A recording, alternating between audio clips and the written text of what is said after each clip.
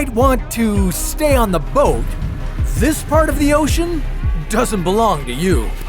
It belongs to this beast, the Atlantic Goliath Grouper. And if you wander too close to these shadows, you may not come back out. So, what would happen if this giant devoured you? What part of you would the fish eat first? Could you outswim this predator? Or would you have to escape out its other end? Yeah, that end. This is What If, and here's what would happen if you were swallowed by a grouper. Reaching weights of up to 360 kilograms and lengths of almost 2.5 meters, the Atlantic Goliath grouper fish stalks its prey from the depths of the Atlantic Ocean. This massive fish can take down small sharks and even an occasional human. Their lack of fear has allowed humans to get close to them and hunt them to dangerously low levels. With their numbers down by 80%, the Atlantic Goliath grouper is a critically endangered species. Plus, its slow speed makes it an easy target. So, how could a fish this slow catch you? An opportunistic predator, the Goliath grouper can spend hours in dark holes waiting for the right moment to eat everything in its path. This type of grouper lures large fish and invertebrates by just opening its mouth. And if you linger for too long in one area, this predator could eat you alive. Its mouth opening is so huge that the negative pressure it exerts sucks everything in its vicinity inside the grouper's mouth. But what would this rapid change in pressure do to your body?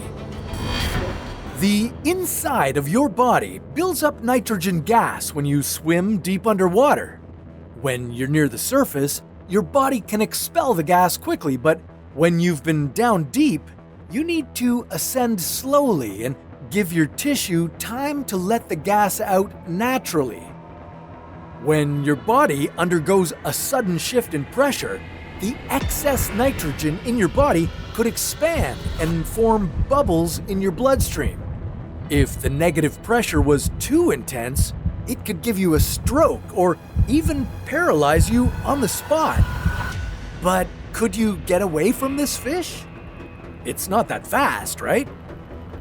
Well, you might be able to outswim this Goliath, but you would also have to survive its tremendous sonic blast.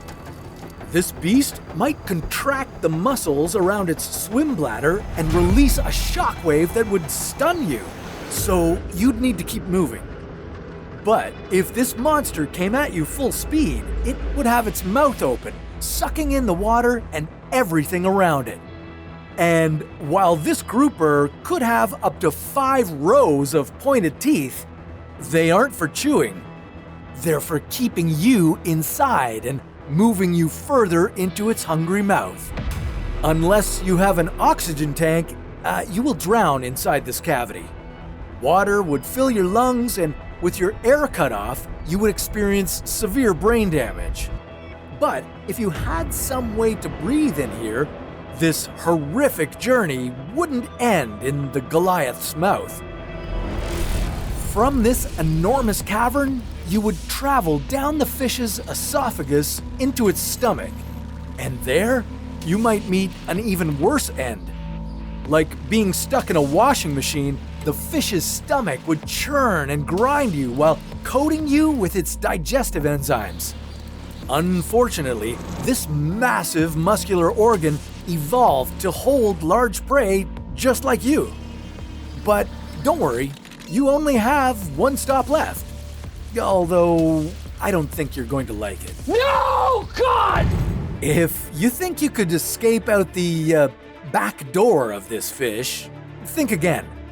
The pylorus, the sphincter muscle, prevents any waste from getting through until the fish is ready. Yeah, you would have to wait until the fish expels its waste before you could think about swimming away. If your body somehow survived this attack, your mind would be disoriented and scared. You would need to control your breathing and watch the direction of your exhalation bubbles. Follow them up to the surface and remember, go slowly. After everything you've been through, the last thing you need is the bends. An encounter with an Atlantic Goliath grouper could leave you stunned, drowned, or even dead. And even if you escaped, you would be alone in the cold, dark water. And you'd be even more vulnerable. Geez, what if you were swallowed by a whale? Well, take a breath, 'cause that's a story for another What If.